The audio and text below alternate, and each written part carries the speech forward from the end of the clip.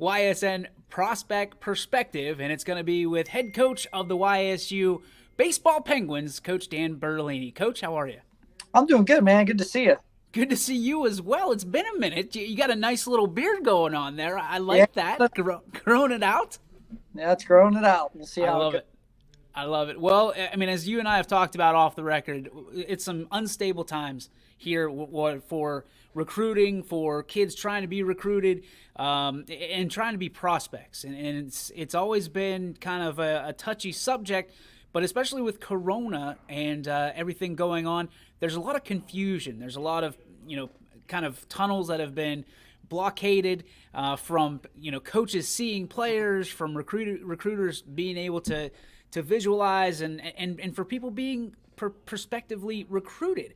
So that's why we're here today, clear up some of the issues and to bring light to the situation of how to best put your player, whether it be your son, your daughter, or if you're a coach, your players into a prospective opportunity to be seen at the next level, whether that be D1, D2, JUCO, D3, whatever it be, just playing at the next level. So thank you for your time. We're going to get some questions. First one I have for you, one that you set up for me. What are some of the basic rules for players looking to get recruited? Let's start there. All right. Well, the first things, I think rules education is really important because a lot of coaches and high school coaches or players, parents, they're not, very certain about the rules and how things work.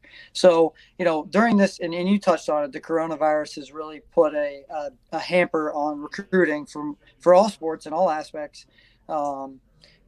especially at the Division I level, because we've been on a recruiting dead period now since pretty much March. And what that means is the recruiting dead period means we can't have any off-campus or on-campus contact with any recruits right now. So typically in the summer, we would have been out recruiting, watching guys play. You have campus visits. You would have, official visits, unofficial visits of players coming on campus. And it's, with this dead period now being extended out to April, it's made it extremely difficult for all Division I sports, whether it's, football, basketball, baseball, whatever that may be. It's been tough for the recruiting. So, the biggest thing for baseball, and I'm going to talk specifically with Division I, is, our scholarship limits are 11.7 scholarships, and they're partial scholarships. So we're allowed to split those up. They're not the counter sports. So you don't get full scholarships for every scholarship given out like basketball or football. And for us, if you think about it in the whole scheme of things, 11.7 scholarships, the NCAA has allowed 35 players on your roster. Now they've extended rosters now because of seniors coming back and some roster situations that have occurred. But so 11.7 out of 35, and only 27 of those players can be on scholarship. So if you divide 11.7 up by 27, that roughly comes out to about 40% scholarship. That's what the average is. That doesn't mean you have to get 40%. Some guys, the basement is 25%. So if you're on scholarship, you're going to receive 25%. This is in baseball. And then the average is about 40%. And that means there's 27 guys on scholarship. That means there's 8 guys on your roster that are not on scholarship. I think that's a common misconception when you hear people talk about being a walk-on. Those walk-on spots are important because you only get 8 of them. You can have more if you only, pass your scholarship money out around 24 players and you have more guys on walk-on position. But, there's a negative connotation sometimes with the walk-on spot. And that's not the case, at least for our program, because those are very, very important. The second thing would be, the contact periods. So there's different contact periods that go on throughout the year. Typically, the summer is a contact period where we can go out and watch players play and be in contact with guys that are past July 1st going into their senior year. We're able to contact them at the field. So if we're recruiting someone, if a Division I school is recruiting someone and there's a player there that that we're interested in after the game's over or after they're released from the tournament. If they're playing in a tournament down at senior or whatever, and the tournament's over, we're allowed to go up and talk to them and their parents. But you have to be after July 1st going into your senior year, so a rising senior. Anybody else we can't have contact with, and that's a common thing that happens. You're recruiting somebody that may be a junior, you see them play, their parents want to come up and talk to you, or the player wants to come over and talk to you after the game, and you have to say, hey, I'm sorry. I'm allowed to say hello, but that's it. We can't have any contact at the field until we can talk on the phone, but we can't talk in person at that point off campus. So we can do all those things on campus as long as you're a junior. We can do those things on campus. We can have you for a visit in that, but when it's off campus, it makes it a little more challenging. So just because you're at the field and you don't necessarily talk to a freshman, sophomore, or junior doesn't mean you're not necessarily interested. It just means you're abiding by the rules. Right, and there might be a situation where I just talked to you on the phone the day before or even earlier that morning. I see your parents. You were on a visit on campus. I see your parents at the game. I can't go up and talk with you. That's the hard part is I can say hello, and that's about it. And even if you're a senior and you're playing, I still can't talk to your parents while the game's going on. The game has to be over, or you have to be released. If you're in a tournament and you're still playing in the tournament, I still can't talk to you till you're knocked out of the tournament or you win the championship or you're going to go home and not come back for the rest of the tournament. Then we can talk after. But there's a lot of tricky rules that come into play when you're talking about the recruiting process. Now, here's another situation. You talked about it, kind of your first excerpt about the scholarship. Now, there is a huge misconception out there that when you're talking to, especially areas here locally and students here locally, I'm going to go get a scholarship to play, at XYZ university or college or no matter what level, obviously, except for Division III. There's a misunderstanding that when you're given a scholarship that it's going to be a completely paid scholarship. You broke down different levels of scholarship. In baseball, for most that don't know the game inside and out and how it works, most of these scholarships are not fully paid. A lot of it has to do with your academics, correct? That's absolutely correct. So that's why it's so important to do well academically. There is a threshold in the NCAA for Division I. So there's a bunch of qualifications that you have to follow in order for you to be able to stack academic money on top of your baseball money. And for what that means is if you get $5,000 baseball scholarship and you have $3,000 academic, but you don't meet the thresholds for the NCAA, we can't add that. If we add that, it counts as an $8,000 baseball scholarship, and that goes against us. So you have to really do well academically. It's important. And those qualifications to be able to stack that are like a 3.5. They've changed the ACT, SAT scores. It's somewhere around an 82 composite on the ACT and I want to say it's a 1220, I think, on the SAT. I don't have them on the top of my head. You can find all those stats online in the NCAA website. Also, or if you're in the top 10% of your class, then we're able to stack academic money on top of your baseball money. So that's really, really important. That's something that people don't understand. When you hear someone's getting a full ride for baseball, that's not coming all from baseball. I'm guaranteeing you that. Nobody's getting a full ride. No one's getting 100%. I don't care if you're Bryce Harper. You're probably not getting 100% scholarship unless you're going to a junior college. So when you say full scholarship, typically that's full tuition. Then you still have to pay for your room and board. You can get a full scholarship if you do well academically and you can stack your baseball money on top of your academics. That's how you would get to basically a full scholarship. So when you're looking at a perspective, just as a coach in general, you're looking at obviously what they do on the field, but you have to be aware of the kind of student they are in the classroom. You could bat 1,000, like you said, Bryce Harper would be fantastic. He's not even getting a full scholarship.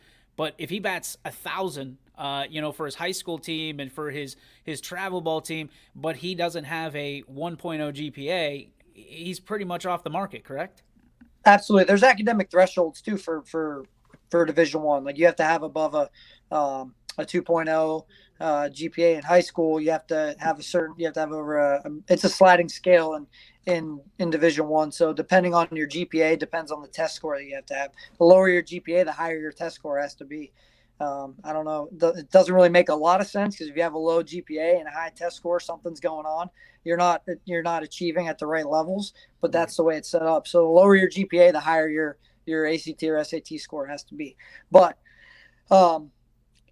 I think in general, I talk, and specifically with our program, but in general for college baseball coaches, I think it's really important that we're looking at the whole picture. We're not just looking at how good of a baseball player you are, because it's so important we want well-rounded people that want to excel in all aspects of their life. Yes, we want people that are dedicated to baseball and doing things the right way and playing the game, at a high level. But we also want guys that, it shows the commitment level that you have. If I can't trust you to get your homework done or turn your papers in, how am I going to trust you to put you in the seventh inning in a clutch situation or be the starting shortstop or be the right fielder? Because there's going to be a point where your laziness in the classroom, it translates into the baseball field. So we got to make sure that, if you don't do well academically, it's not the end of the world. There's time to get, people mature at different levels and different times, but you better be really good. If you don't do well academically, if you want to get an opportunity to play, you better be really good, because there's not going to be much of a chance if you don't do well academically. Now, we kind of already touched on the rules for contacting prospective student athletes and things of that nature. Has any of that changed with COVID and the situations and how you contact them? Yeah, this is the huge difference. The phone and the video, the Zoom calls, the WebEx, whatever you're using, FaceTime. That's become a little more prevalent now, and those kind of visits are going on, with doing Zoom visits and Zoom calls because you can't be on campus with right now. At most schools, you can still do on-campus visits with the admissions department, but you can't do any visits so if you come to YSU on a visit, you're interested in coming to YSU as a student. So you schedule a visit through our admissions department. You can take an admissions visit, but they're not going to take you through our athletic facilities. You're not going to be able to meet the coaching staff or do anything like that. You can, obviously we want students to continue to come to YSU. I think it's a great university, but you're not going to be able to visit with any of our staff members. So that's sort of the difference. So getting on the Zoom call, talking to prospective student athletes has been quite the change. I'm a guy that likes to see people in person, sit down face to face, one-on-one, or with their family. And, we've had to really change our strategy. And I think all college coaches have really tried to change their strategy on how we recruit and, the contacting of the FaceTime stuff. So it's different, but we got to go with the times to get used to it until hopefully things can get back to normal and we can start having people on campus. So let's turn it back over to the parents and the prospective, the prospect. Now that we know some of the basics, what are the best ways to get prospects to get recruited, to actually get them seen? There's one theory is videos, making their own videos and putting them on YouTube, things of that nature. I think there's some help there, but what's the best way to be seen by a college coach in an era where they can't go see him in person? Well, first and foremost, I think videos is the most important thing for us right now without being able to see people. So making quality video. Now, whether that's everyone in the world has some sort of smartphone, tablet, something they can take a video on. There are some great programs out there that and recruiting services that evaluate players. They post their videos. They give, their trying to think of the word there, all their metrics for their ability, whether how hard they throw, how fast they run, their exit velocities, all those things. There's lots of good places you can go for that. There's local places that run good showcases and camps that will give you those videos and there's also national places that will do that as well. But without having to spend that kind of money, if you don't feel comfortable with that, you can make your own video at home. I think it's so important that, in that video, a lot of people ask, this is a huge question. How do I get recruited? I think when I'm looking at it and evaluating a prospective video, a prospective student athlete sends a video, I need to see a few good things. Would be, if you're a pitcher, we want to see from behind and we want to see from the side. You want to be able to see all your pitches thrown. I don't want you to slice it up and cut it up and show me the highlights. I want to see you pitch maybe 10 pitches in a row to see how you locate, how you command. Are you all over the place? Everyone can send me their highlights. of the 4 best pitches they threw. But I'd like to see, what happens when you don't throw a good pitch. How do you react? Or are you all over the place and you only threw 4 good pitches in your bullpen? So that's the challenging part about evaluating some of these videos. We want to see it, the velocity, the stuff. If you have a pocket radar, those things are pretty inexpensive. You can pocket radar it, give me some velocity. I can get an idea on how hard you throw, and I can see kind of how your stuff moves, your breaking ball, your changeup. Throw 3 or 4 pitches of each. Show. I don't need a 45 pitch bullpen. I need probably 10 or 12 good pitches, and I can make an evaluation on, hey, very rarely are we going to commit someone from a video, but it gives us an idea that, hey, this is someone that we need to continue to talk to and follow, and then see, kind of where this goes.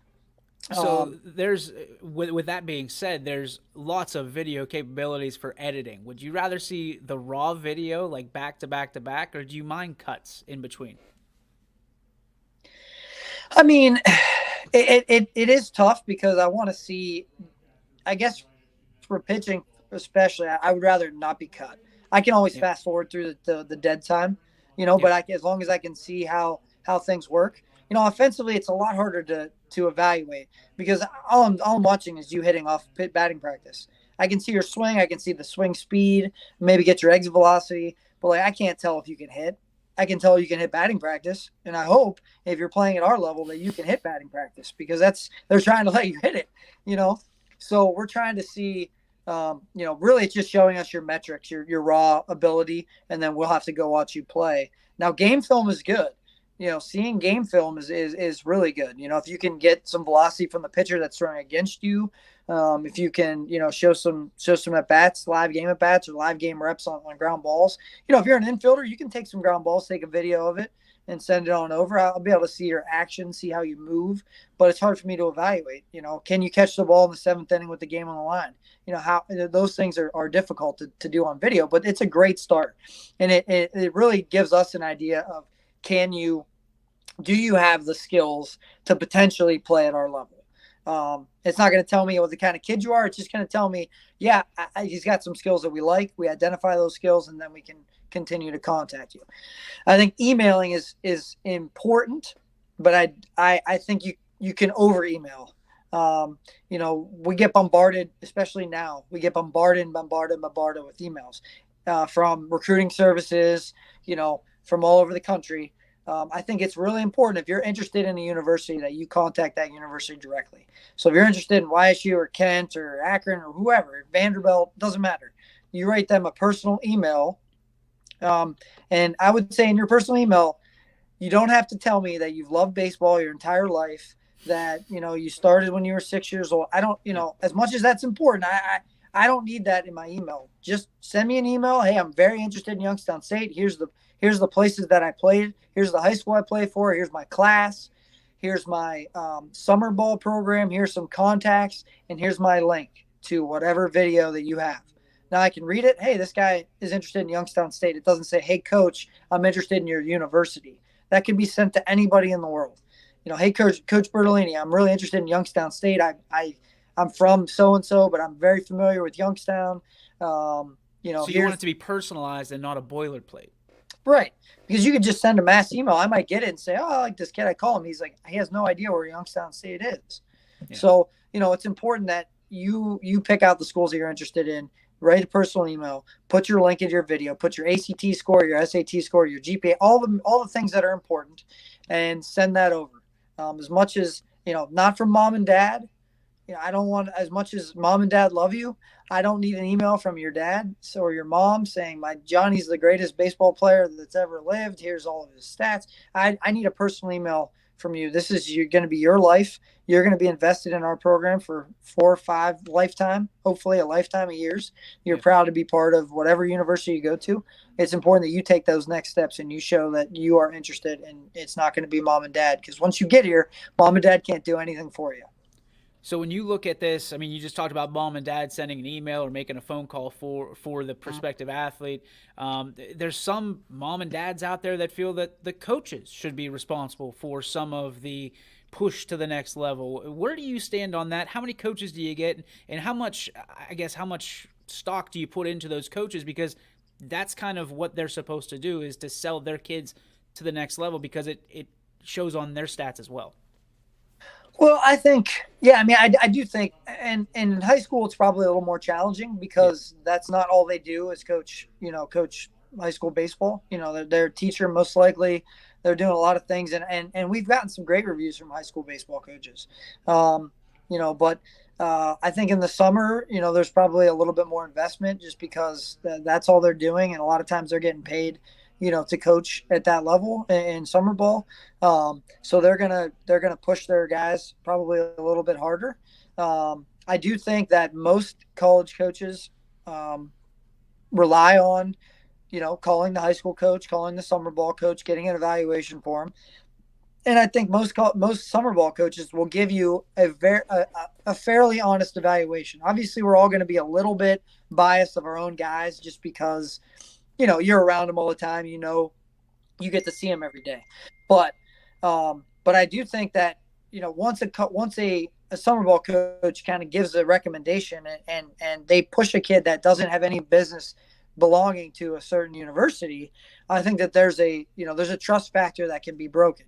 So that's why I think most summer ball coaches are trying to give you honest evaluations on where they think their players can fit.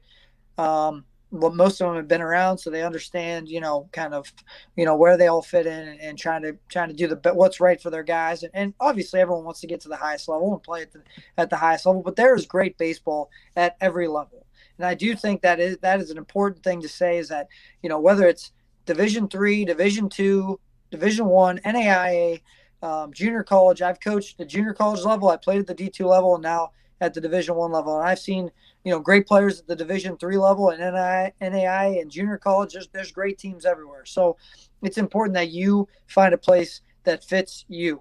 It's not nothing against you to want to dream big, but also to have realistic expectations at the end and find somewhere that makes it feel like home.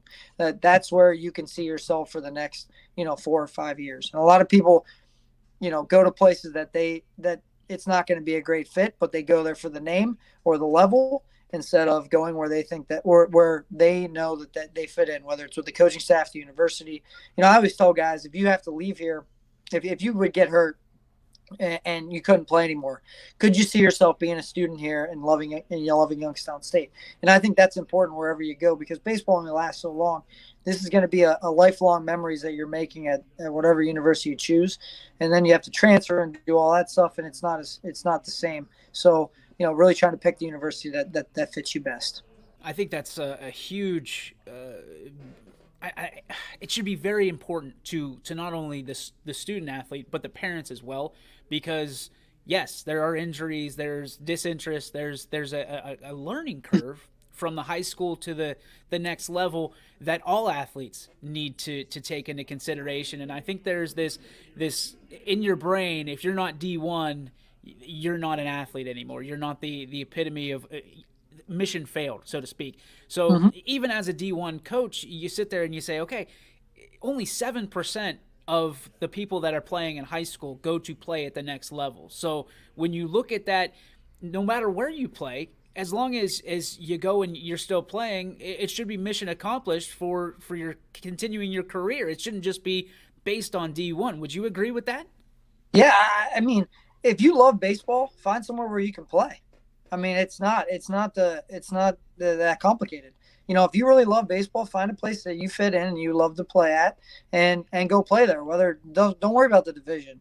A lot of people get caught up in where who you play, where you play, whatever. At the end of the day, you got to feel comfortable with the coaching staff and with the university, and feel great about where you're going. And if you want to play, this is not an easy thing. College baseball is not easy. It is a job. It is not for the faint of heart. It's not for the people that are putting their foot in, kind of testing the waters. This is for people that are committed. It's a double. You have 2 full-time jobs. One is a student and one is a baseball player.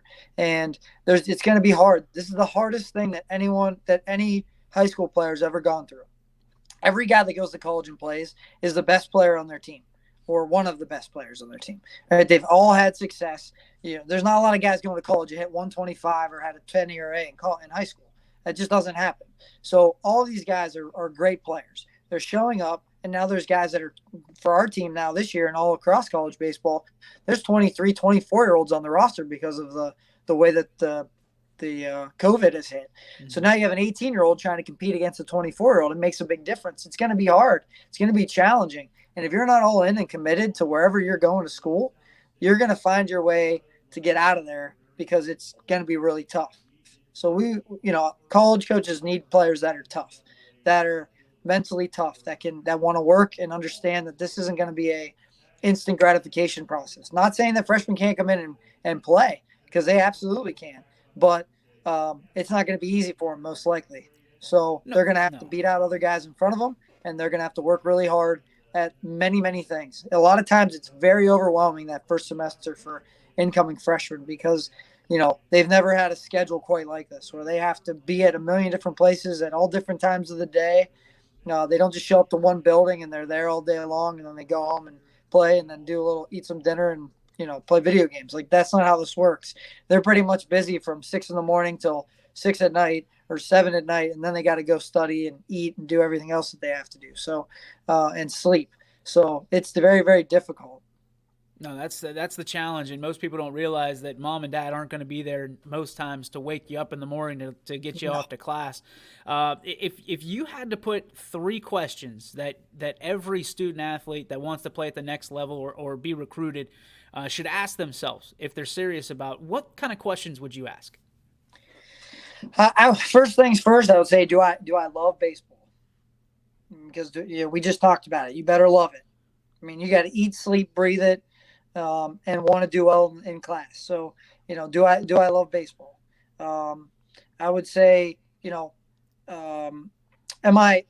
what size school do I want to go to? That's an important question to ask. Do I want a big school? Do I want a smaller school? Do I want a liberal arts college? Do I want a state university? Because there's a huge difference between, hopefully you have to look inside. Self-evaluation is very challenging.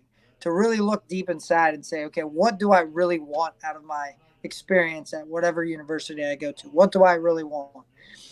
And school size is big. Some people go to a big school because it sounds good and they get lost in the shuffle. Some people go to a small school because they think they like that, and then it's too much like high school, so they don't like that. So it's important to figure out where I want to go. And the third thing would be, what do I want to study? Where do I want to get my degree? Because at some point, hopefully, you go and play forever, because that would be great. If you played 20 years in the big leagues and you made millions of dollars, you would never have to worry about your degree. But, what do I really want to go into? Because your major is going to dictate sort of where you decide to go to school. And I get a lot of guys that say, I don't really care. I just want to play baseball. Well, you better care, because I know we don't want guys that have a plan B, but you have to have plan, 1A. Which would be baseball, and then my field of study, whatever that would be, because that gives you some sort of goal, some sort of thing to achieve. It gives you some motivation to stay on top of academics, because I'm really working hard to get that goal, which is that 4-year degree or 2-year degree or wherever you're at. I think that's important. So, do I love baseball? What size school? What's important to me? And then what program do I want to study? We have seen the value, I guess, or the number of recruiting services grow over the last 10, 20 years, especially as the internet continues to grow and the world becomes a smaller and smaller place. What would you say to some mom or dad or someone that wanted to utilize recruitment services as a form of getting recruited? Oh man, this is a tough question.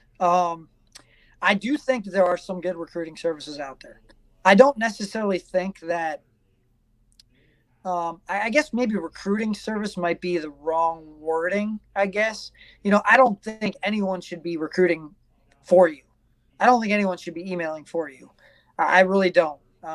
Because I get enough emails as it is. When I get emails that are, blanket emails from anybody, I just don't have time to go through all those. So, like I said, the personalized email is more important. I do think, like I talked about earlier, there are places where you can go that will give you the metrics, give you all the information, give you the videos, and write an evaluation for you.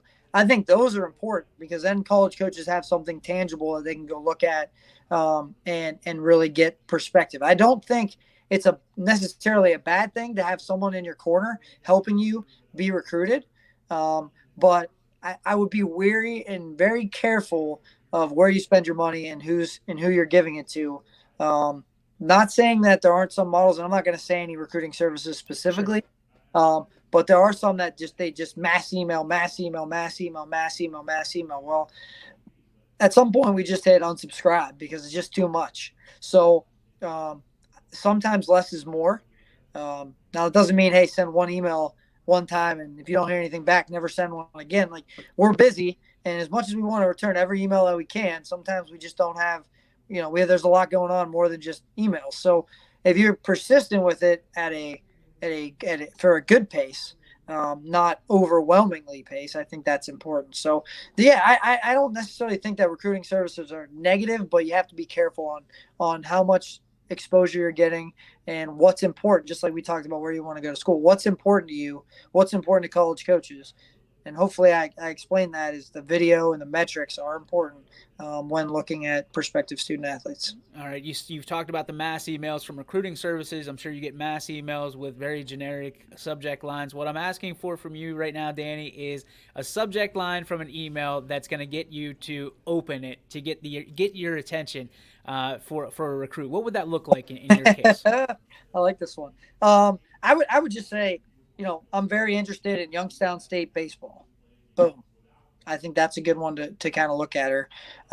In the subject line, Coach Bertolini, I'm really I'm excited for Youngstown State baseball. Something that's going to get me to look at it and say, okay, maybe they actually looked into who I am and they're actually really interested in Youngstown State. Something very specific to our program.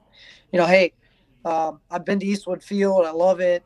Whatever field. I've been to Schoonover Stadium or, played some summer ball there. I love that place. I could really see myself there. Like, that's part of the email that you can write. So, something specific that's going to be there. Or Coach Bertolini, you're the greatest coach in the world. I think that would get my attention. Well, I've written you about 7 of those, and I never got a response, so I wouldn't suggest that one, folks. So we've talked about you getting your attention. We've talked about gaining and garnering the attention of getting recruited.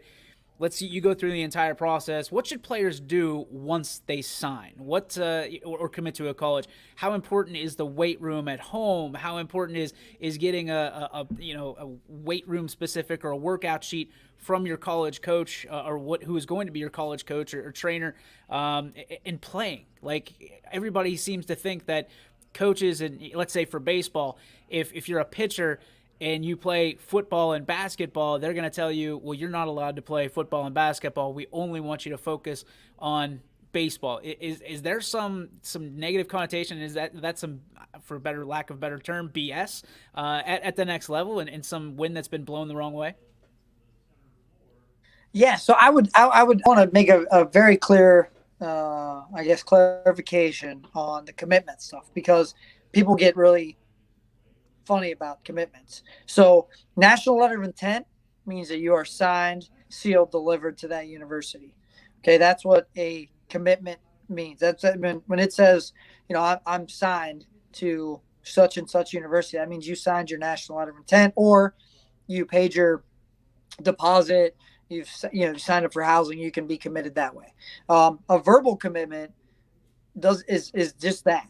It's a verbal agreement that I'm going to go to such and such university. You can make that at any time. You can be 8 years old and say, I'm going to, Missouri or whatever. You can make those anytime. But you can't sign a national letter of intent until November of your senior year. So until that moment, you're just verbally committed until that moment happens. So let me ask you a question off of that. If there's no penalty or at all for verbaling from somewhere and then going somewhere else, is there a penalty or repercussions if you sign an NLI or National Letter of Intent and then you decide to go somewhere else? Yes. So the verbal commitment, you can do whatever you want. For baseball, it's been, for as long as I've been around, it's been a gentleman's agreement from all of our baseball coaches. I mean, it's not like football where, you don't know where they're committing until the last second. Most of the time, it's verbally, hey, you're going to come to YSU. No other coaches are going to contact you once you make your verbal commitment. You announce your commitment. Most of the time, college coaches aren't calling you, to try to convince you not to go to whatever school and come to their school. So that's well, I'm sorry, I missed the question. What was it? It was is there any kind of penalty for signing an NLI and then going back on it, going somewhere else? Yes. So once you sign the NLI, unless there's a coaching change, unless the head coach is let go or leaves, you are committed to that university. And if you decide that you want to leave, you would have to be, released. But that as of right now, there might be some rule changes coming down the pipeline. But as of right now, you'd have to sit a year of eligibility. So once you sign that thing, you're committed for that full year. And then once you have, each contract's basically year by year basis. But that's a commitment. And if you leave, there's penalties of, having to sit out, at least at our level, you have to sit out a year of residency at another university. Okay, so when it comes to going back to the original question before I kind of sidelined you, how important is it to get in contact with like the weightlifting coach, the training coach, your coaches for like a weightlifting program or a training program, things that when you do sign? Well, I think there's two pieces to baseball, and a friend of mine who works in professional baseball. We had a Zoom call with our players, and he said this, and I thought it made perfect sense. And I think it's really important to pass this message along. So there are two components to baseball. There's the skill component, and then there's the strength component. Mm-hmm. And guys that play in the big leagues are really, really, really strong. They're really physical. Guys that play in college, they might not come in like that, but they are very physical by the time they get out of there. So the faster that you can get physical and the more you can lift, the better. Okay, we want guys that are strong because it is a long season. And if you're strong, typically you throw hard, you run fast, and you hit hard. Okay, so being strong is important. So, and the other thing is once you sign, that just gets you in the door. It's not the end goal. Signing that scholarship, if that's the end goal, you're never going to make it. If all you want to do is say, hey, I played college baseball, like that, you're never going to make it. You're never going to be great at your craft. Like right. that when you sign that national letter of intent or you can make that commitment to whatever school you're going to, like that's the starting line. And it's got to be, whatever I was doing before, I got to work twice as hard as whatever I was doing. It's going to be twice as tough as we talked about earlier. And so, whatever your training is, you got to step it up a little bit. You got to step it up.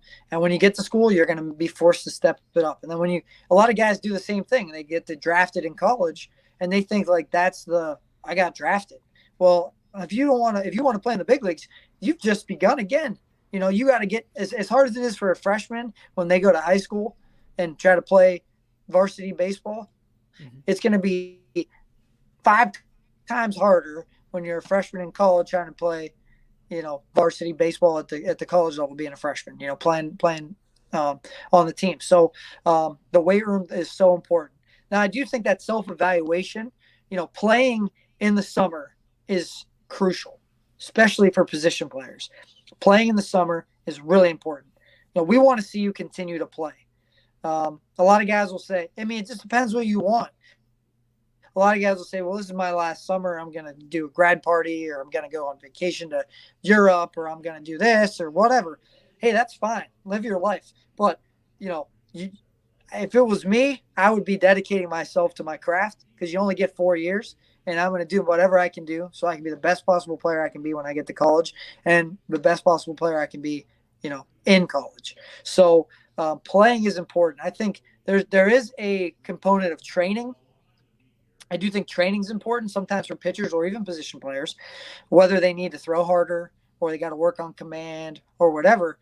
If pitchers want to go do some drive line in the summer and not pitch, I'm okay with that. I think training is important. Building arm strength, building velocity. Those are, if you guys struggle with your velocity, like getting in there and doing work that's going to make you better velocity. I think if you don't swing that hard, you need to do some work in the weight room and with a heavy bat, light bat, a medium bat to go swing really hard because that, swing really fast. I think those things are important. So you got to be able to train and play. Hopefully that's a kind of a long answer to a shorter question, but I don't know if you have, did that make sense? It absolutely did. And it leads me to this final question for you that a lot of people, another misconception that parents, coaches, and just people have in general is if you're being recruited for one sport, let's say this sport is baseball, that you are going to look negatively if that player plays another sport and excels in another sport, such as, let's say, basketball and football. You were a dual sport athlete, and as such, you like seeing dual sport athletes, and you don't want to take them away from other sports because it trains them differently. Why is it so important for you that players play more than one sport? Oh, we want dual sport athletes. I just think I'm not saying we wouldn't take someone that doesn't play, that just plays baseball. That's not what I'm saying. But we actively recruit dual sport athletes, and I think many schools do that. One, depending on the sport, football, I think it breeds toughness. It breeds team because you're part of something that's a lot bigger than yourself. Baseball can be, and I think it's gotten to be, very individualized. Mm-hmm. That the loss of team has really been challenging for a lot of players to really be part of a team. And that's why I think it's important that guys play multiple sports, because one, you work different muscles, you work different kind of conditioning, you work different kind of strength. You have to build toughness, like I said, depending on if you're playing football, you got to get hit at some point, and how you get up from it is a good evaluator, how tough you are. A lot of times that you build leadership that way. In basketball, you're building conditioning, you're building team. You got to be able to play defense, all those things. So it's about, at the end of the day, we want guys that want to be bigger. This thing is way bigger than yourself. And you got to want to be a part of being something bigger than yourself. So being able to play multiple sports and training, for us, the ceiling is a lot higher. So if you're good, because you haven't trained as much in baseball. So when we get someone that's just trained for baseball, like, we probably know that most likely that's probably their ceiling. They can get better, but they've been doing it for so long that it's going to be a lot harder. It's just like anything else. You go on a diet and you lose a bunch of weight right away, and then you plateau, and it's harder to continue to get better. Where guys that are multi-sport athletes that haven't trained as much and they have a lot of skill, it's a lot easier sometimes to grow that ceiling, just because they haven't had the specificity of training. So sometimes it's exciting. Now, there's a fine line there. There's athletes that maybe don't ever make it. It's harder to evaluate sometimes how good they are because you haven't seen them do it as much. Where those guys that have just played baseball, a lot of times they're ready to compete and play right away because that's what they've been doing. Where some of the other guys, it takes a little bit longer for them to maybe reach their potential. But that ceiling is definitely higher, and I would highly advise to try to play as many sports as you can. Enjoy it, be part of it. If you don't like other sports and you love baseball, there's nothing wrong with it.